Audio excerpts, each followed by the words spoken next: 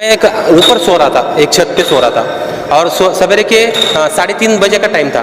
3:30 बजे क्या हो गया कि दो यमदूत इधर से ऐसे जा रहे थे ऊपर से। एक तार था, उस तार के ऊपर से जा रहे थे और मैं तो सोया था, गर्मी का मौसम था, बाहर कूलर लगाया था और कूलर लगाने के बाद क्या हो गया था, मैं दरवाजा खुला रखा था हवा आने के लिए। तो मेरे को गुरुजी ने प्रेरणा कर दी कि भाई यमदूत जा रहे हैं ऊपर से। तो मैंने ऐसे देखा तो वो ऐसे ऐसे ऐसे जैसे आदमी तैरते हैं ना वैसे तैर रहे थे, तो दो तैर रहे थे वो। तो ऐसे तरह मैंने देखा, देखने के बाद मैं डर गया। डरने के बाद मैंने क्या किया, दरवाजा सीधा खींचा और जोर में थी उठी। वो बोली क्यों दरवाजा लगाया आपने इतना जोर से? मैं बोला मेरे को यमदूत दिखे दो। तो वो बोले कि नहीं ऐसा नहीं हो सकता, तो मेरे को भी देख।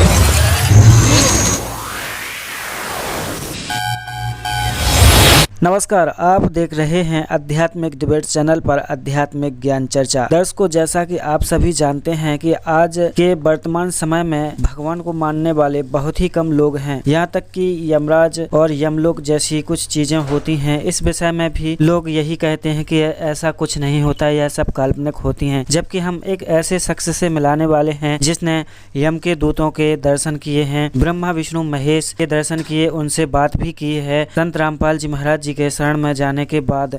तो ऐसा भी कुछ इस समय में हो सकता है। तो आइए देखते हैं उस संत रामपाल जी महाराज जी के शिष्य के मुखारबिंद से क्या कहा उसने इस विषय में। आइए देखते हैं। नमस्कार भैया जी। नमस्ते सर। क्या नाम है सर आपका? मेरा नाम संतोष बालासाहेब पवार, महाराष्ट्र। सर जी, यहाँ पर जो आप आए हैं तो आप कब आए हैं, पहले तो ये बताइए। मैं संत रामपाल जी महाराज की शरण में 2004 में नाम दीक्षा लिया था, दिसंबर में। 2004 में आपने संत रामपाल जी महाराज जी से नाम उपदेश दिया है। तो 2004 से आप संत रामपाल जी महाराज जी से जुड़े हैं, तो आप क्या कहना चाहते हैं? पहले तो ये बताइए, संत रामपाल जी महाराज जी की शरण में क्यों गए, क्या कारण बना? भगत जी ऐसे बात है सर जी कि औरंगाबाद में गुरुजी आए थे, तो 2003 में आए थे। मेरा दोस्त था वहाँ पे, कुछ स्टडी कर रहा था, तो वो कोई ग्राउंड था, उस ग्राउंड पे जाता था वो। तो वहाँ पे क्यों जाता था वो, उसको मतलब खाना बनाने का उसको मतलब बहुत कटाड़ आता था। तो वो क्या करता था कि सत्संग में जाता था, वहाँ पे सब कुछ बना बनाए मिलता था। तो वो क्या करता था, खाना भी मिल रहा है, सब मिल रहा है, घर पे कुछ करने की ज़रूरत नहीं है। फिर वो क्या करता था, रोज़ जाता था। लेकिन जब गुरुजी ने सत्संग में जो भगवत गीता है, भगवत गीता के जो श्लोक है वो श्लोक बता रहे स्क्रीन पे, ऑन स्क्रीन पे वेदों को बता रहे। आज तक कोई ऐसा संत नहीं जो स्क्रीन पे बता रहा है, कुछ बता रहा है। वो देख रहा है, 3 दिन उसने पूरा सत्संग सुना और लास्ट में जब गुरुजी ने बताया कि भाई जिसको नाम दीक्षा लेनी है वो ले सकता है, फिर उसने नाम दीक्षा ली। उसका नाम रामेश्वर तरस है, वो मेरा लंगूटियार है। फिर वो जब वो घर पे आया तो मेरे को बताया कि भाई ऐसा ऐसा सत्संग है, तू सुन ले, तू इस ज्ञान को समझ ले। मैंने बोला भाई मैं तो पहले आध्यात्म में जाता, मैं तो गणेश जी का भगत था, गणेश जी की मूर्ति बिठाना ये मेरा काम था। फिर उसने बताया कि भाई तू ऐसा इसको पढ़ ले। फिर मैंने क्या किया कि वो सीडी दी उसने, मैंने सृष्टि रचना गुरुजी की सुनी। और जब मैंने किताब पढ़ी, जब किताब थी परिभाषा प्रभु की और गहरी नज़र गीता में, ये 2 किताबें थी। मेरे को पढ़ने का शौक़ नहीं था ज़्यादा, मैं पढ़ने में बहुत कटाड़ा करता था। लेकिन जब मैंने उसको पढ़ना शुरू किया तो मैंने उसको 2 महीने में ख़त्म कर दिया। जो बड़ी बड़ी मोटी मोटी किताब थी, तो मैंने पूरा ज्ञान समझ लिया। जब 2004 में गुरुजी आने वाले थे महाराष्ट्र में, तो गुरुजी हमने फ़ोन लगाया आश्रम में कि गुरुजी आने वाले हैं क्या? तो वो बोले गुरुजी मई महीने में नया जून महीने के पहले आ जाएंगे। तो मैंने 2004 में मैंने मई महीने तक गुरुजी का मैंने इंतज़ार किया, क्योंकि मैंने ज्ञान सुन रखा था और मैं उसको बार बार बता रहा था मेरे दोस्त को कि मेरे को ज्ञान पूरा पता चल रहा है, मेरे को नाम दीक्षा लेनी है। तो वो बोले आपने को दिल्ली तो बहुत लंबी होती है, गुरुजी यहाँ पे आएंगे, गुरुजी यहाँ पे मई महीने में आने वाले। लेकिन हमने जब गुरुजी को फ़ोन किया यहाँ पे, तो गुरुजी ने बता दिया कि भाई हम सितंबर या अक्टूबर में आएंगे।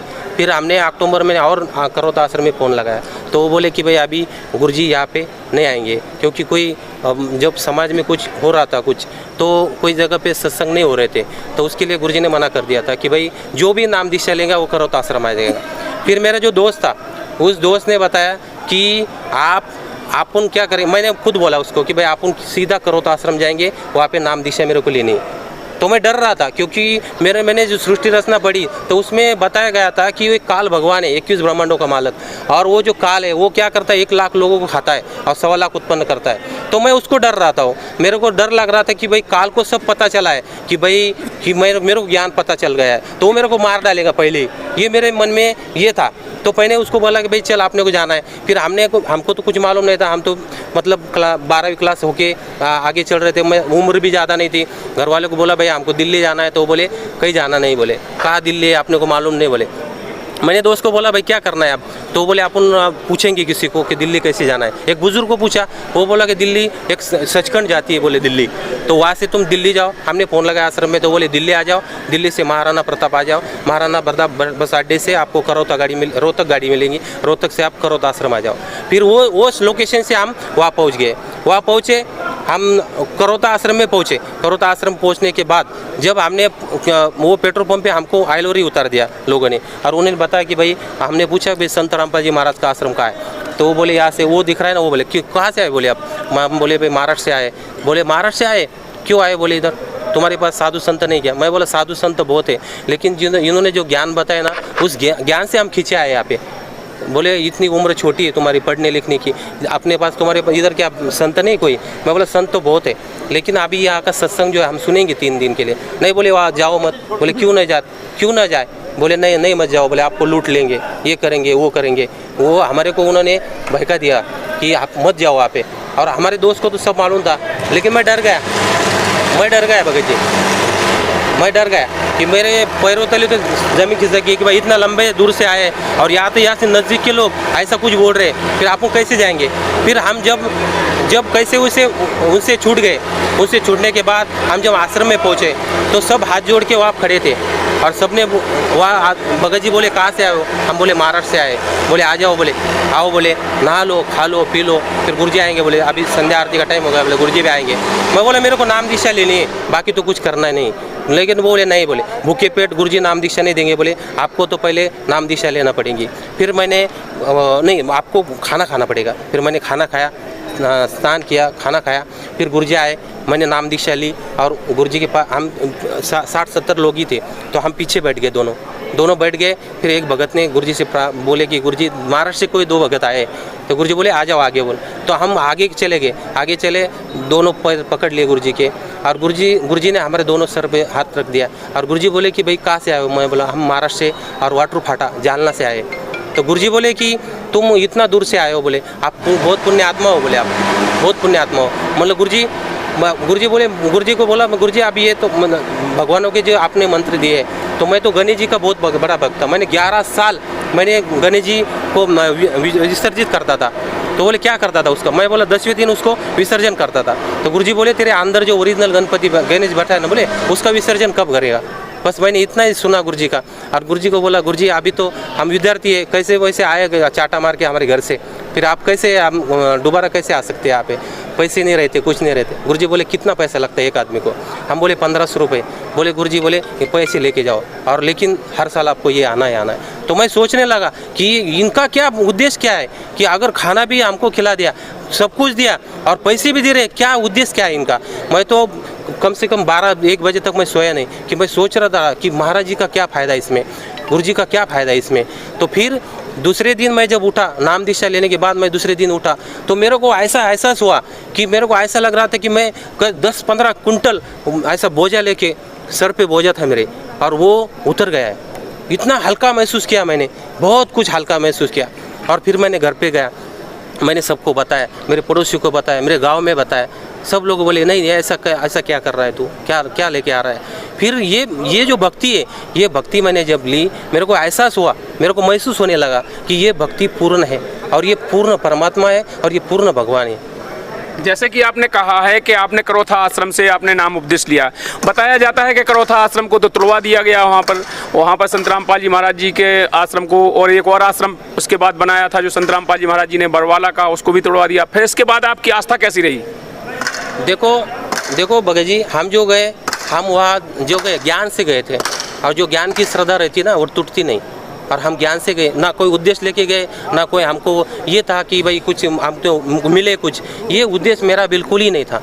इसलिए हम ज्ञान से गए थे, हमने पहचान लिया था वो सदगुरु है, वो संत रामपाल जी महाराज शास्त्रों के अनुसार भक्ति देने वाले एकमेव संत इस धरती पे है। इसलिए तो हमको महाराष्ट्र से हरियाणा आना पड़ा।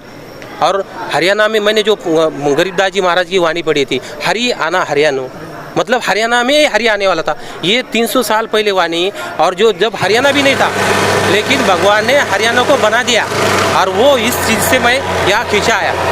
और जो आश्रम थे वो तुड़ाने की जो कोशिश थी, जो हरियाणा जो यहाँ के जो विरोधी लोग थे, जो यहाँ पे मूर्ति पूजा थी, उसका नाश करने के लिए संत रामपाल जी महाराज का ज़्यादा ये था, उसके लिए ये लोगों ने उन पर हमला करने की कोशिश की। संत रामपाल जी महाराज जी से आप जुड़े हैं, जुड़ने के बाद बताया जाता है कि संत रामपाल जी महाराज जी से कई प्रकार के लाभ होते हैं। अब आप तो 2004 से जुड़े हैं, तो आपको कोई लाभ हुआ है जब से? देखो भगत जी, संत रामपाल जी महाराज जी से मैंने नाम दीक्षा ली ना, उससे मेरे को बहुत लाभ हो गया। जैसे मैंने 2004 में नाम दीक्षा ली, तो कोई अभी सब बोलते थे ये परमात्मा है, खुद परमात्मा है। तो मैंने एक आटा चक्की डाली थी, आटा चक्की थी मेरे पास, तो 12 महीने उसका बिल नहीं आया, तो एकदम से उसका 50,000 रुपये बिल आया। 50,000 रुपये बिल आने के बाद और 50,000 रुपये और आने वाला था बिल उसका। तो फिर मैंने क्या किया कि 10,000 रुपये तो मैंने ऐसे वैसे उसको, मेरे को लगा नहीं कि इतने बिल आ सकता है। मैंने पकड़ा था कि 20-25 हज़ार रुपये बिल आएगा मेरे को। लेकिन जब बिल मेरे को 50,000 आया आधे रीडिंग का, और आधी रीडिंग बाकी थी, तो मेरा 1 लाख रुपये बिल था। तो मैंने तो ऐसे सहज बोल दिया कि भगवान अगर आपने सब सृष्टि रची है, अगर एक शब्द से आपने कुछ ब्रह्मांड रचे, तो मेरा इतना बिल भर दो। मैंने ऐसे ही सहज में बोल दिया था, मेरे को ऐसा लगा नहीं था। फिर क्या हो गया कि मैंने 10,000 रुपये मैंने भर दिए। मैं बोला अगले महीने मैं कुछ भर दूंगा, तो फिर उसने 10,000 रुपये मेरे भर लिए। तो अगले महीने क्या हो गया कि परमात्मा ने मेरा पूरा बिल भर दिया था। उसके प्रमाण भी लाया था मैंने साथ में, और वो प्रमाण भी बताया था आश्रम में आके कि उसके बाद 22 साल में मेरे को कोई बिल नहीं आया भगत जी, कोई बिल नहीं आया। और उसके बाद जब एक बार क्या हो गया था कि मैं एक ऊपर सो रहा था, एक छत पे सो रहा था, और सवेरे के 3:30 बजे का टाइम था। 3:30 बजे क्या हो गया कि दो यमदूत इधर से ऐसे जा रहे थे, ऊपर से एक तार था, उस तार के ऊपर से जा रहे थे। और मैं तो सोया था, गर्मी का मौसम था, बाहर कूलर लगाया था, और कूलर लगाने के बाद क्या हो गया था, मैं दरवाज़ा खुला रखा था हवा आने के लिए। तो मेरे को गुरुजी ने प्रेरणा कर दी कि भाई यमदूत जा रहे हैं ऊपर से। तो मैंने ऐसे देखा, तो वो ऐसे जैसे आदमी तैरता है ना, वैसे तैर रहे थे, तो दो तैर रहे थे वो। तो वो ऐसे तैर, मैंने देखा, देखने के बाद मैं डर गया। डरने के बाद मैंने क्या किया, दरवाज़ा सीधा खींचा और ज़ोर से लगा दिया।